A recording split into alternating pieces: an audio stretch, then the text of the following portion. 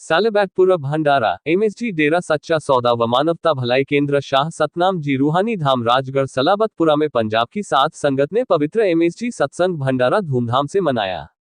भीषण गर्मी के बावजूद भंडारे में भारी संख्या में सात संगत ने शिरकत की। सात संगत के आगमन के मद्देनजर पानी व छाया के लिए पुख्ता प्रबंध किए गए थे ताकि गर्मी के मौसम में किसी को कोई परेशानी न हो।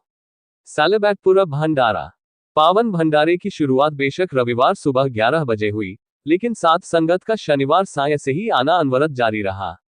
इस अवसर पर मानवता भलाई कार्यों के तहत जरूरतमंद परिवारों के 76 बच्चों को कपड़े वितरित किए गए। गौरतलब है कि डेरा सच्चा सौदा के संस्थापक पूजनीय सारी शाह मस्ताना जी महाराज ने सन 1948 के अप्रैल माह में डेरा सच्चा सौदा की स्थापना करने के पश्चात मई महीने में पहला सत्संग फरमाया था। इसलिए सात संगत मई महीने को पवित्र एमएसजी सत्संग भंडारा माह के रूप में मनाती है। पावन भंडारे में कविराजों ने भक्तिमय भजनों के माध्यम से सद्गुरु जी की महिमा का गुणगान किया। भजनों की मनमोहक धुनों पर बच्चे, बुजुर्ग, युवा सहित हर आयु वर्ग के श्रद्धालुओं ने नाचकर अपनी खुशी का इजहार किया। इस अवसर पर सच्चे रूहानी रहबर पूज्य गुरु संत डॉक्टर गुरमीत राम रहीम सिंह जी इंसा के पावन अनमोल वचन सात संगत ने पूरे श्रद्धाभाव से एकाग्रचित होकर श्रवण किए। इस अवसर पर पूज्य गुरु जी द्वारा अप्रैल महीने में भेजी गई चिट्ठी एक बार फिर सात संगत को पढ़कर सुनाई गई। पवित्र भंडारे की समाप्ति पर आई हुई सात संगत को सेवादारों ने कुछ ही मिनटों में लंगर भोजन खिला दिया। सालेबैटपुरा भंडारा हम सबका मालिक एक है पूज्य गुरु जी। सच्चे रूहानी रहबर पूज्य गुरु संत डॉक्टर गुरमीत राम रहीम सिंह जी इंसा ने फरमाया कि वो मालिक अल्लाह वाहेगुरु गॉड ओम हरि राम ईश्वर श्याम अरबों नाम है उसके, पर वो कण कण में है। हमने हमारे सभी धर्मों के पाक पवित्र ग्रंथों को पढ़ा। आपको रोज बोलते हैं कि पढ़ने का नजरिया अलग अलग होता है। हमारा नजरिया बेपरवाह शाह सतनाम शाह मस्तान जी दाता रहबर ने ऐसा बना दिया। नॉन मेडिकल के स्टूडेंट थे, साइंस में भी बड़ी रुचि थी। ओम हरि अल्लाह वाहेगुरु सतगुरु जी से तो 5 साल के ही जुड़ गए थे। उन्होंने बोला कि जो भी पढ़ना है वो एक वैज्ञानिक दृष्टिकोण से पढ़ना है। हमने पाक पवित्र वेदों को पढ़ा, पाक पवित्र कुरान शरीफ को पढ़ा, पाक पवित्र गुरबानी को पढ़ा, यानी बहुत सारे संत महापुरुषों की पवित्र रचनाओं को पढ़ा। लगभग सब कुछ कॉमन है, यानी एक समान है। कहने का अंदाज अलग है। पानी को जल कहने से वाटर वाश आब नीलू नीरू कितने भी नाम हैं, क्या पानी का स्वाद या रंग बदलेगा?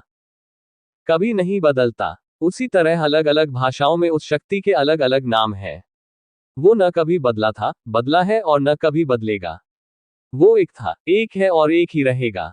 उस जैसा न कोई हुआ था, न हुआ है और न कोई होगा। वो कण कण जर्रे जर्रे में मौजूद है, वो हर जगह में है। अगर वो कण कण में है, जर्रे जर्रे में है, तो आपका शरीर तो बहुत बड़ा कण है, बहुत बड़ा जर्रा है। इसका मतलब है कि वो अंदर रहता है, पर आपकी निगाह ही नहीं पड़ती है ना। हैरानीजनक बात, वो आपके अंदर आवाज दे रहा है कि मेरी आवाज सुन लो, तू बाहर जाकर आवाज दे रहा है कि तू मेरी आवाज सुन ले।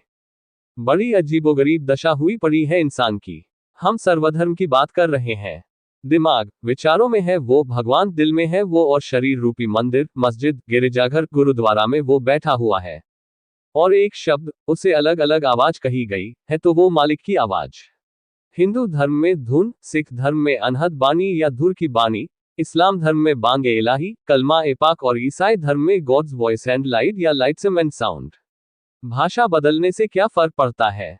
मतलब एक ही है कि उसने आपके अंदर एक आवाज छोड़ रखी है। अगर उसे अंदर फॉलो करोगे तो उस मालिक तक पहुंच जाओगे। पर आपके कानों में तो काम वासना, क्रोध, लोभ, मोह, अहंकार, मन माया, चुगली, निंदा, दूसरों की टांग खिंचाई, ठगी, बेईमानी की जबरदस्त मोहरें लगी हुई हैं। तो दूसरी तो आवाज सुनाई देती ही नहीं जो खुद के अंदर चल रही है। उसकी तरफ तो निगाह जाती ही नहीं। कैसे उस तक निगाह को लेकर जाएं? ध्यान एकाग्र करना होगा।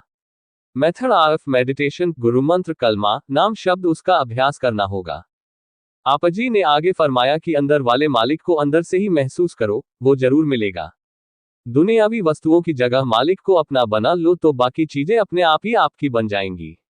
विचारों को शुद्ध करो तो मालिक घर में बैठे ही मिल जाएगा। अगर विचार शुद्ध नहीं तो सारी दुनिया घूमने पर भी नहीं मिलेगा। आपजी ने सात संगत को हर धार्मिक स्थल के आगे सजदा करने के वचन फरमाते हुए कहा कि धार्मिक स्थानों में गुरुओं, पीरों, फकीरों की पवित्र वाणी होती है, इसलिए सजदा जरूर किया करें।